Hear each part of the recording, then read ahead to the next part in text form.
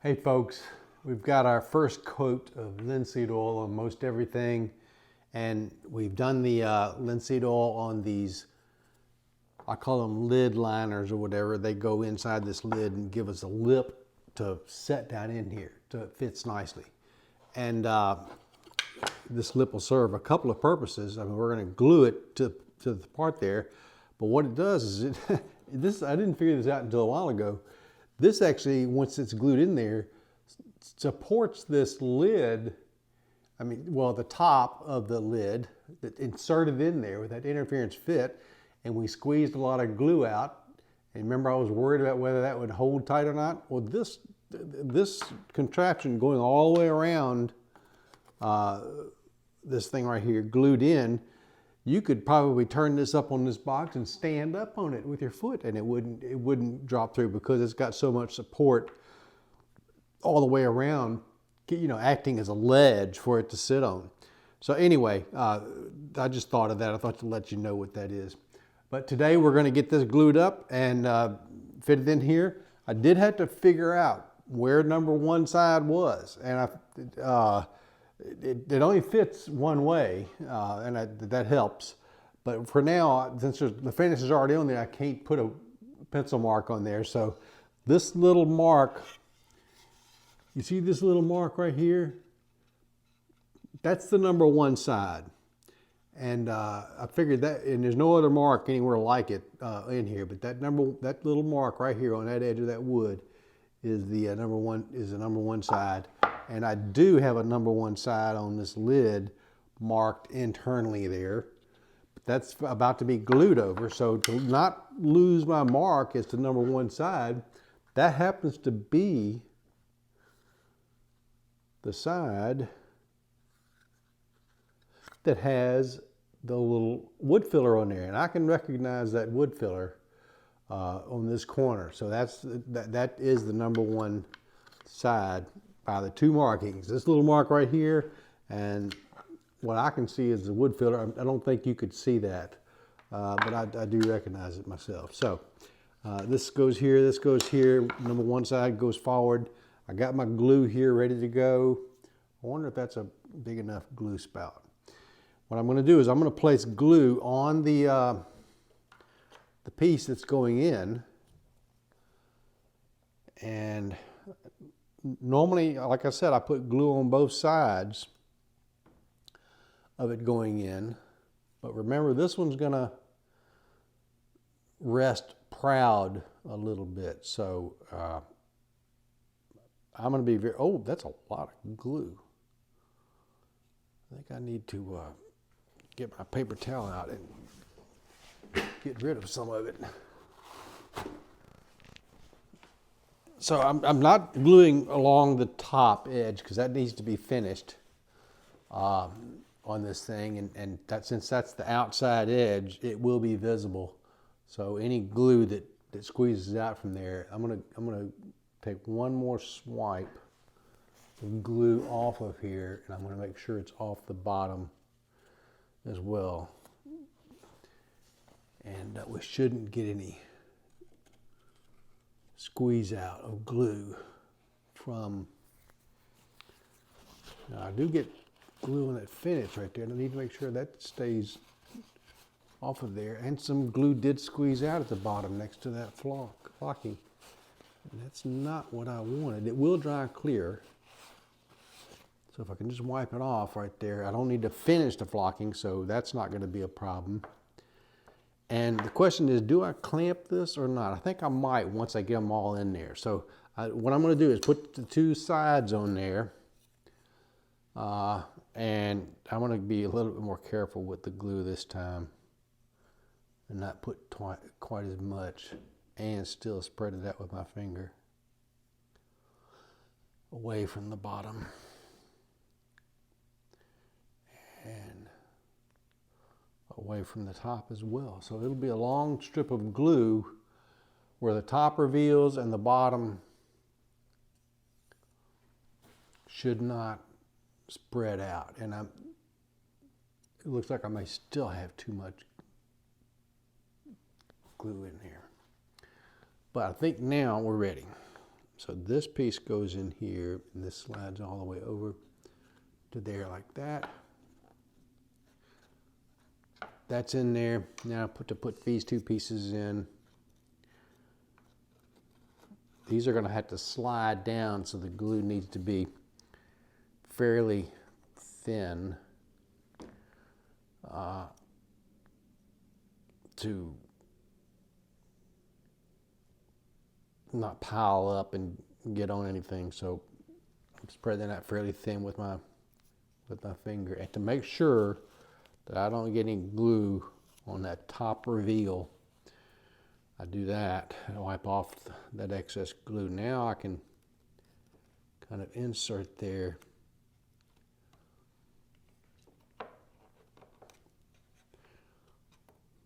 That went all the way down,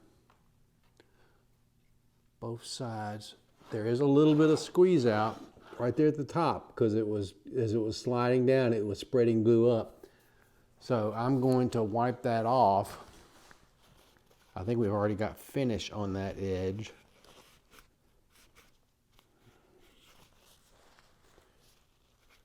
But I don't want any glue on this new piece I put in there, because it's got to be finished. And I've got 3 pieces in there. I'm gonna press this down real good so they are all fully seated. One more piece to go in. And just make sure it can. Yep, it can. It's going to be tight. So I'll put glue here on the bottom, sparingly.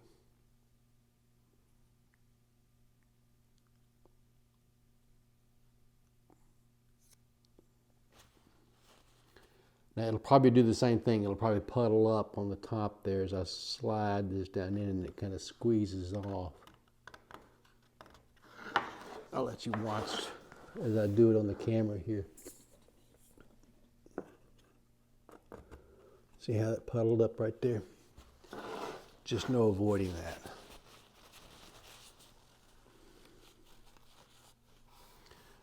But yesterday when we did the press the top and to fit. Remember, I took that little carbide scraping tool and used that to get all the glue off. I'll do that again once this thing is completely in there. What I'm gonna do, I'm standing up so I can press down, make sure that it's right where I want it, that all the edges are coming together and that they're flush. And what I'm going to do is I am going to put some clamps on there. Oh, this kind of clamp, a spring clamp. I don't think you've seen me use these before. I use them all the time, actually. They come in really handy as temporary clamps and quick clamps. So that gets clamped there. And I'm going to kind of put it 1/3 of the way, because I think the corners are pretty well clamped.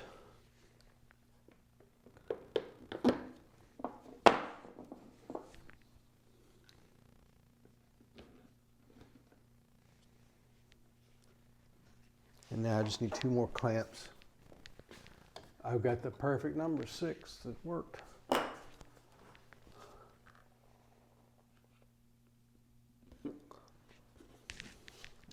I could have used super glue or something like that.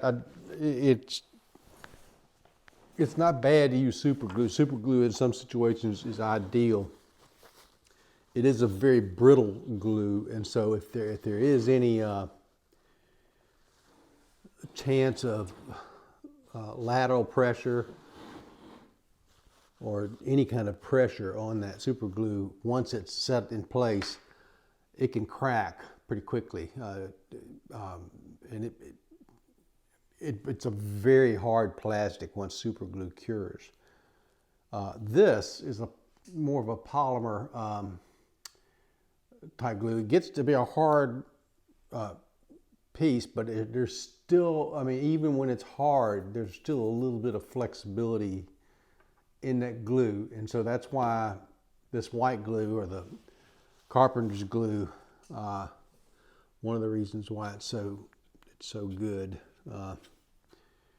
In addition to the long, I mean, there's 3 brands of Titebond glue, and I use Titebond Original, which sets up the fastest, gives you the least amount of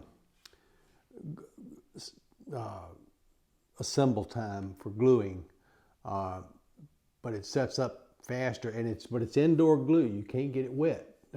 Even if it's been hardened for a while, water will loosen it up and break the joint. So no water with Titebond number 1, or Titebond Original, I guess it is. Titebond number 2 and number 3. I think number 3 is waterproof.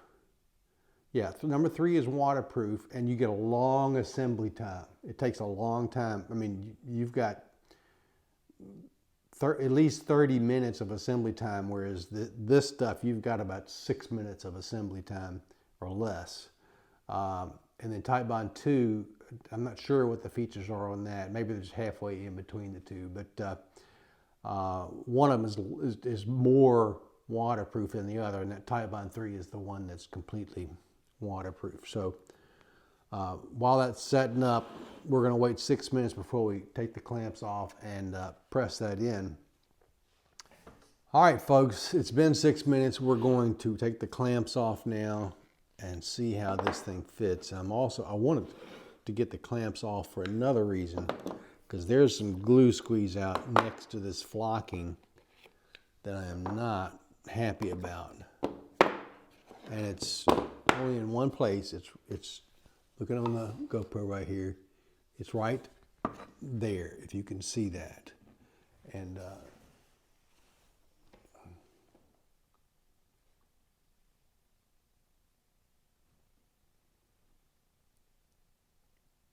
yeah, right in that joint right there. Okay, so I've got to get that out of there.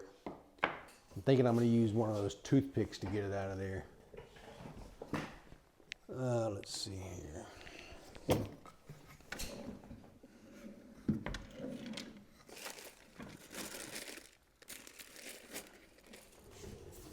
Okay, so here's a toothpick. You can see me do that with the GoPro here.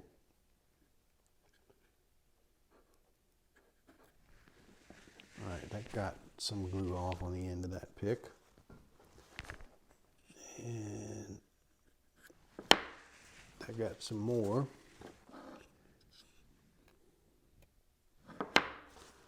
That got some more. And that got it all right there. I wish I had noticed this more closely when I was picking the pieces out. This has got a slight broken end to it that would have been fine if I had just put that on the bottom side. I could have flipped that over and put it in. It would have worked. It would have worked fine. But by the time I noticed it, it was too late. I had already gotten it down in there, glued in, and so forth. I'm not sure what I'm going to do with that, but basically, what we have left on this box to do, since the sides are now glued in there, is test. Let's see how it does. So the one is here on this box, and we said it was where the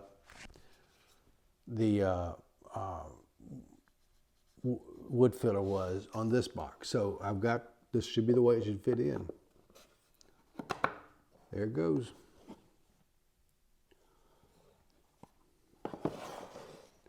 But it didn't fit in all the way down.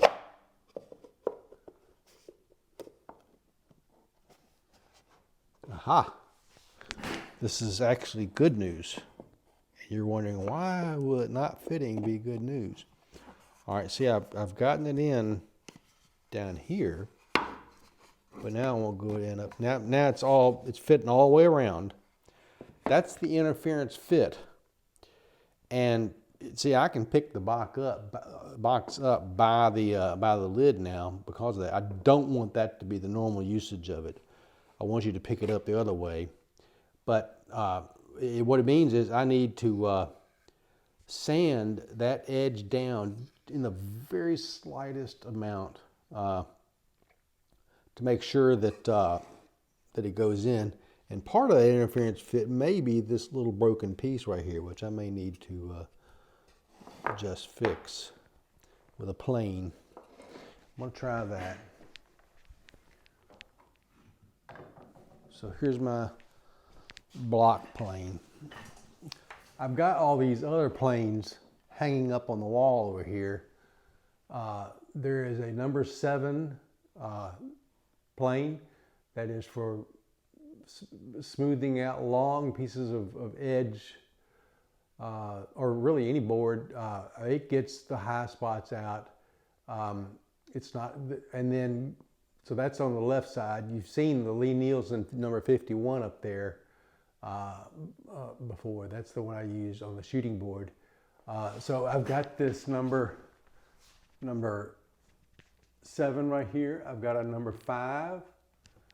And I got I'm sorry, that's a number 6. So I've got a number 7 and a number 6.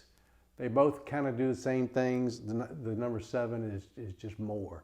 You still get a flatter edge with the number 7. And then number 5.5, that's a multi-purpose plane. It's wide. It's a slight bit longer than normal. And this is a number 4 plane right here. This record plane, and it's not as good a plane, but it still does the job. That's a smoothing plane. So the number 5.5, I guess, is a jack plane or whatever. Jack of all trades. But this plane right here is a Lee Nielsen. You'll notice that from the side, that plane allows you to plane right up to the edge. So that's an edging plane. You can cut a rabbit with that plane. And then this plane is what's known as a, this is see, there's no adjustments on it other than, it's got a curved edge right here. And this is, I forget the name of it. Good grief, why is that? Anyway, this is for taking rough lumber and getting it close to being flat before you start using these other planes. This is a rough cutting plane, and it takes out more material faster than anything, even though it's the smallest plane up there almost.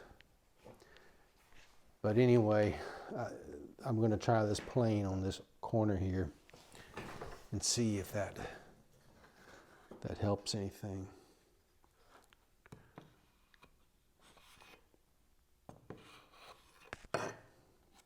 That did help that look.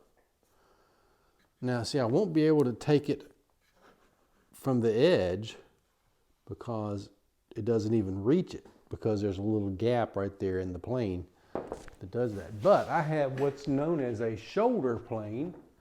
This is, I rarely get to use these things, so I'm excited to use it.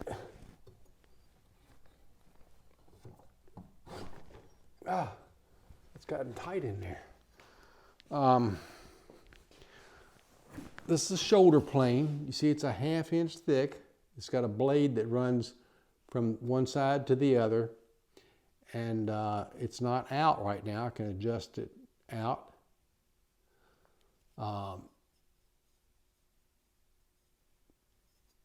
There's a very special use for this. Great for rabbits.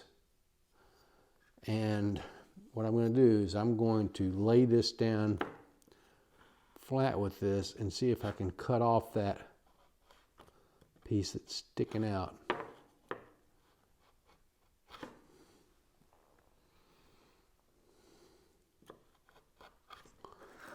And then the other thing I'm going to do is see if I can get it from this angle.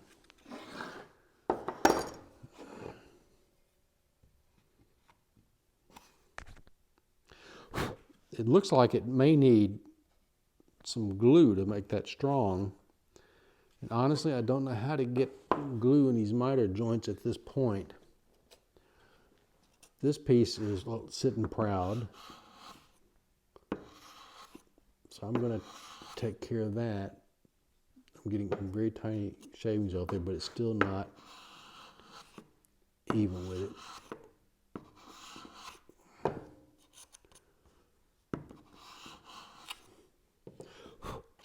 Now it's not proud anymore. This is very slightly proud, this corner is.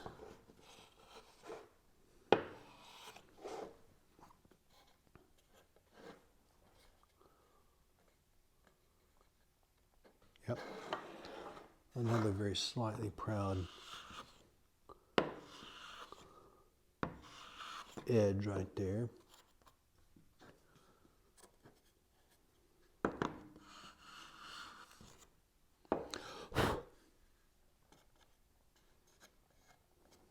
See this top edge of the liners that I just put in there and the reveal, all that needs to be finished. See, it hasn't been finished yet. So I am preparing this for finishing as well as for final fitting. So here's the number one side and here's the number one side. That goes down well there, but it doesn't go down. No, it didn't go down well there. I have to really squeeze it and see it lifts up. That was the advantage of clamping that, because what that means is that this wood is really close to the edge of that face right there, which was all cut off together.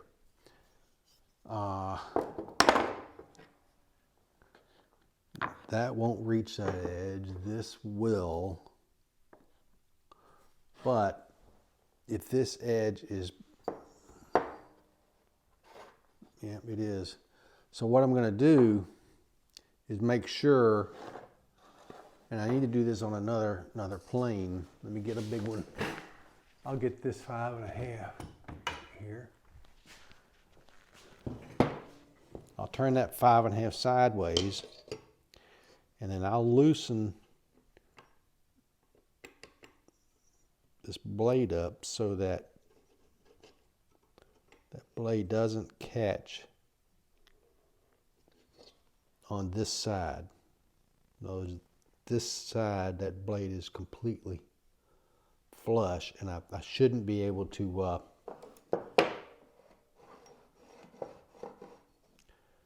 catch any edge right there. What that does then allows me to use this plane as a way to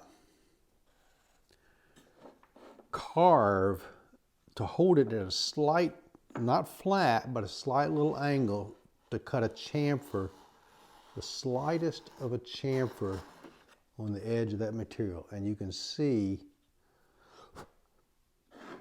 you see these little things right here? That's the chamfer I just cut. And it's so very slight, but I think it's going to be so very significant in being able to fit it in there. I want the box to start going in quicker, but once it goes in, I want it to go in tight where you can almost still lift it up. So I'm using this plane, this rabbet plane, to hold it at a little tiny little angle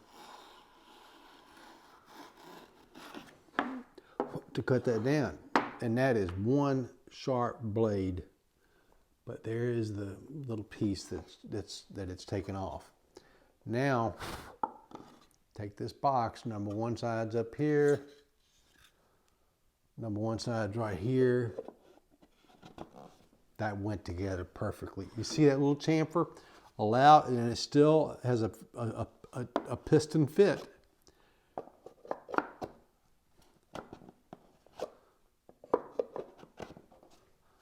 It goes down every time by pressing it through there. So that's what we want in the box. Now we still want to pick it up by the bottom. You don't really want to pick it up by the top, because once it's got weight and everything in there, you can pick it up and all of a sudden it drops. So you don't want to hold it by the top. See, my hand's long enough to grab the bottom of the box and hold it like that. That's not going to be true of a little boy. So I've got to train the boys to pick their box up like this, using both hands, or like this and getting your hands underneath it, and so forth. I got to train them. Don't trust that top holding onto there, even though that's a good thing that that top does like that. And let me tell you what this means. It means I don't have to put any hinges on this thing. This box is complete as far as hardware is concerned. I don't even need hasp and things like that, because that's designed to fit perfectly in there. And I wish you could feel that. Let's see if you can hear this as I put it in. So I'll get one side in. All right, now listen. Did you hear that? It rubbed all the way down.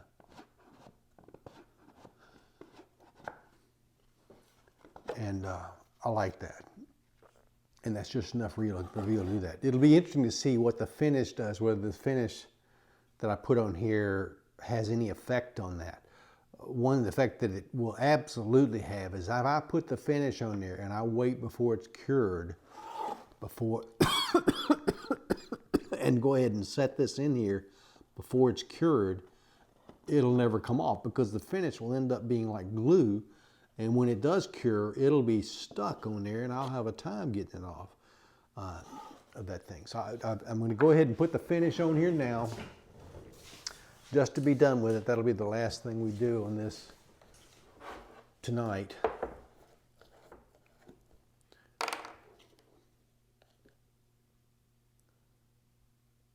I'm so glad I had the right tools to be able to do that.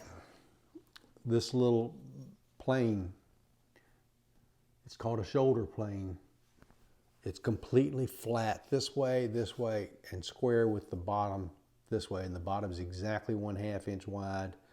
And if you push one edge of it over, you can cut a rabbet with this thing just perfectly and get a nice square rabbet. It's used also to cut square shoulders on tenons that you, if you're doing a mortise and tenon joint, you want nice square shoulders, and it's made for that kind of thing as well. I've got that's a 3/4 inch bigger plane like this too, and I hardly ever use them, but when you need one, you flat really need it. So let's use this cloth right here. Nope, looks like that's had glue in it, so I'm not going to use that. We'll start with a fresh one.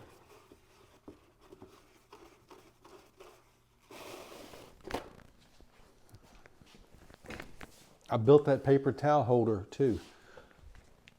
Let me show you this real quick here. So the GoPro is going to go up like this. All right, so now the GoPro sees the paper towel holder. Here, this paper towel holder, if I hold it like this and unscrew this side of it, there's the paper towel holder. And you see this thread right here? That thread is a hand-cut thread. I've got a tool that does that. And so I made that thread, and also the corresponding female thread. That's the male part, and then the female thread goes into that part, and there it's coming out. So that holds the paper towel, and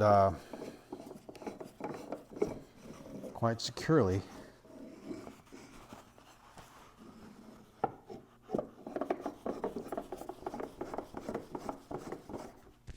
And makes it handy. Okay, so back to the finishing. I think some people could say that I get distracted. That's what, the common illness or common symptom that they always diagnose kids with today is attention deficit disorder. And it did it again.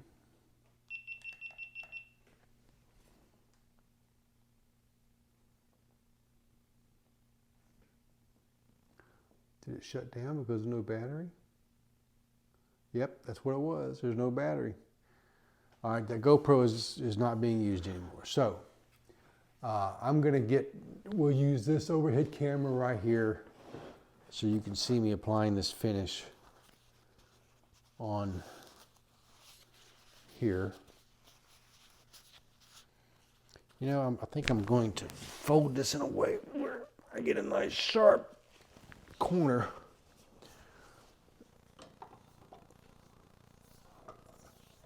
I get a nice sharp corner by pressing it with that vise.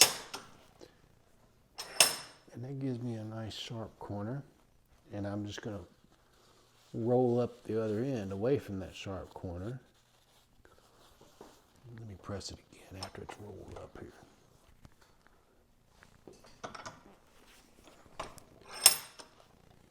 All right, so I've got my sharp corner. And I'm going to use that to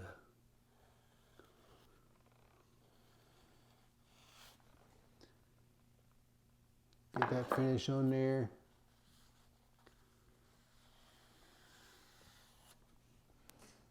Get that finish on there.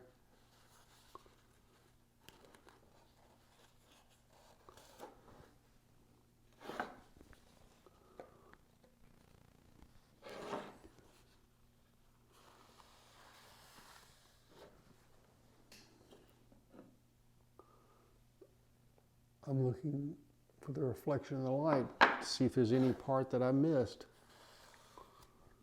There that goes, and now I can get this top edge.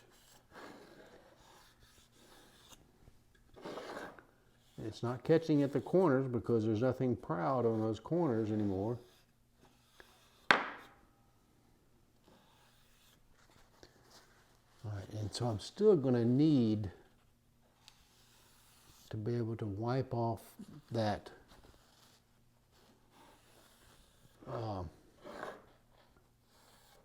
finish.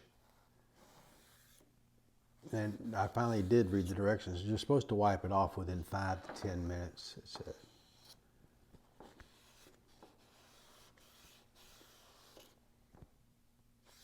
That top did not get any.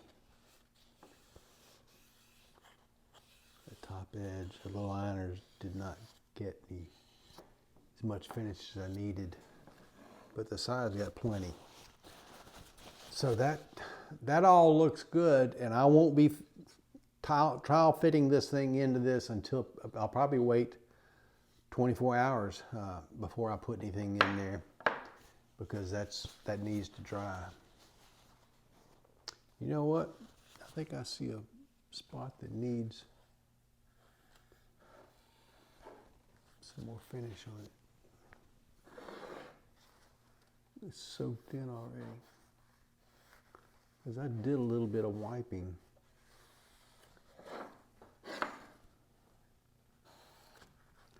Too soon. Wiping off excess. Which I should have waited just the 5 or 10 minutes.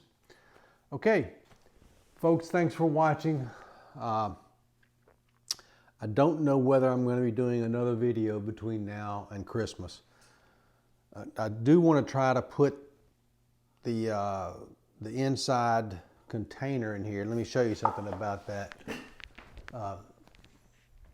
Here's a new pencil. We designed this so that a pencil would go in here, but take a look, overhead camera there. You can see I've got, you know, almost, well, it's certainly 3/4 of an inch, maybe a little bit more, but for a pencil in there. What that means is, in order to have a ledge to support the insert that I'm going to put in here, the little lift out tray that I'm going to put in here, I can either put a ledge all the way around, or I can just put 2 pieces, 1 piece on this side and 1 piece on this side, but that takes up how many pencils you can put in there.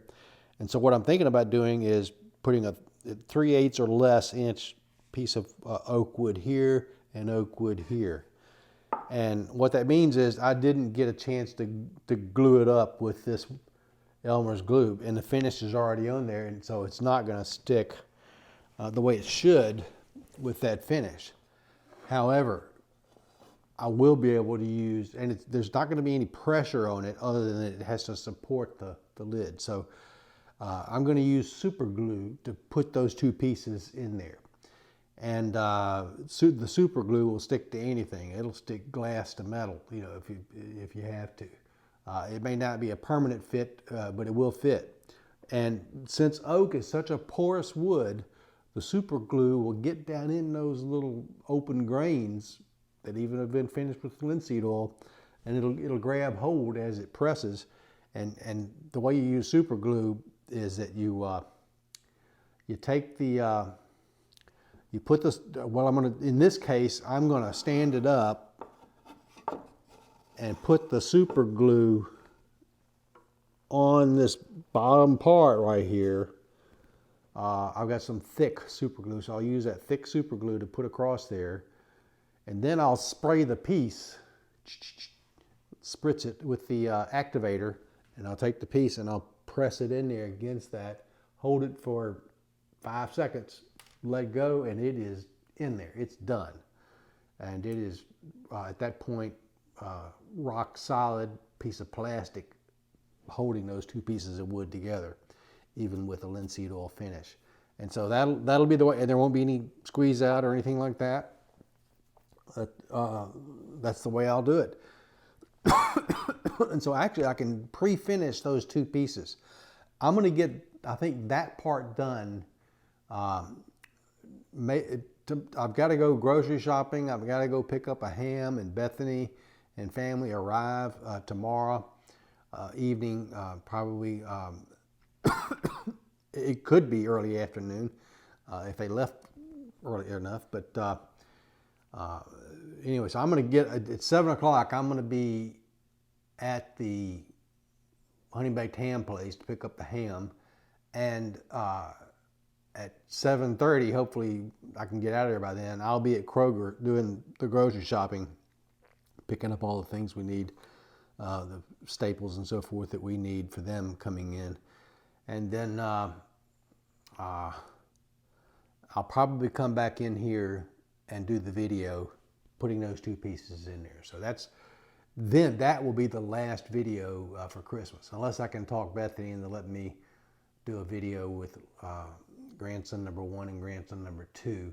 I'm going to find out if I've got permission from her to speak their actual names in public on the public video, and if she lets me do that, I'll let them come in here and watch me start building the tray, or even build the tray, or whatever. And so that would just be a fun little video, a fun way to end this this saga that we've been going through here. Once I get done with this project, I won't have the pressure. I'll be able to do projects that I need to do. You see that big hole over in the corner right there? There's a cabinet I need to build right there. They're going to be exactly like these 3 cabinets right here. And so I'll get some plywood and build that and show you how I use the tools to build those things. Little projects like that. I still want to be able to, my goal is to do something that uses every tool in this shop in some kind of way, and do it in a teaching way so that my grandchildren, when they inherit all this stuff, or when they begin to use it, even when I'm not able to, they'll be old enough at that point. I'll be 80 some odd years old if I live that long. And, you know, I guess I'll be able to help them, but who knows? They'll be able to have all those videos to refer to that use every single tool, including this little tool. This little tool is what's known as a kerfing tool, and it's got a 3/8 inch span permanent in here. It takes a 3/4 inch board, and it will cut a kerf down every edge of that board. And then you take a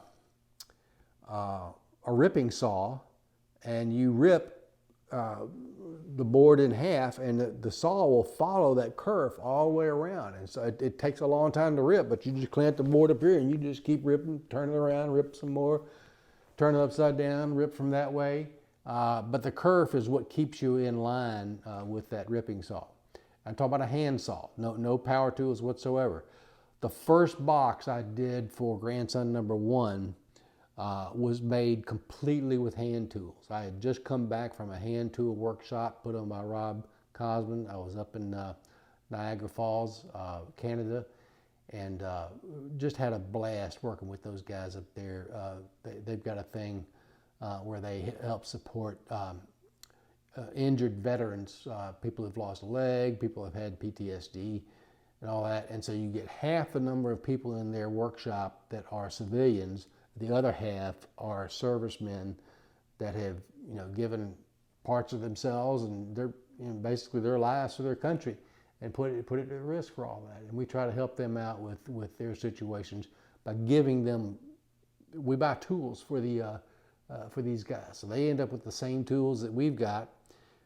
We just double up on it, and so that's where I got all these planes. That's where I got all my dovetail saws and stuff like that. And just had a blast doing that. And it was after I got back from that workshop that I built that box, and so I wanted to be able to use all my hand planing skills, including that scrub plane. That's the name of it. It's called a scrub plane with that little rounded corner right there. I use a scrub plane to take a rough piece of lumber and mill it out flat and true and get it dimensioned properly and square and all that kind of stuff. And I made that 3/4 inch board that I used this thing on, and just cut dovetails in it and did all that kind of stuff. I'm into power tools. I like the power tools, but you see with that shooting board and that shooting plane that I really like using hand tools complementing what I'm doing with power tools. I just use power tools in the same way that a carpenter that used nothing but hand tools would hire people to do certain jobs that he didn't want to do, like resawing a piece of wood. He'd get a couple of apprentices to do that. That was his power tool, was to have those guys around the shop to do the work that he didn't want to do, the craftsman that was doing this stuff. So that's the way I treat my power tools. They're my assistants that get the job done quickly with their help. So anyway, I'm pontificating again. Thanks for watching. Be sure to subscribe, like, and hit the bell to be notified of new videos. Comment. I will respond to your comments. I'd love to read your comments on these things. And also share with your friends. Let your friends know about the channel. Even if they're not interested in woodworking, they may know somebody that is, and they'll share it with them or whatever. This is a community, the YouTube community, and each part of YouTube, like woodworking videos and so forth, has its own basic community.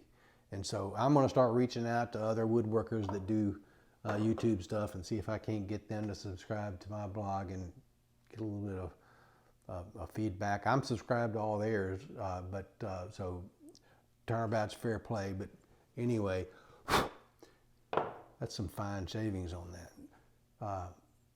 Thanks, folks. Talk to you later. God bless. Merry Christmas. And that's it. Thank you.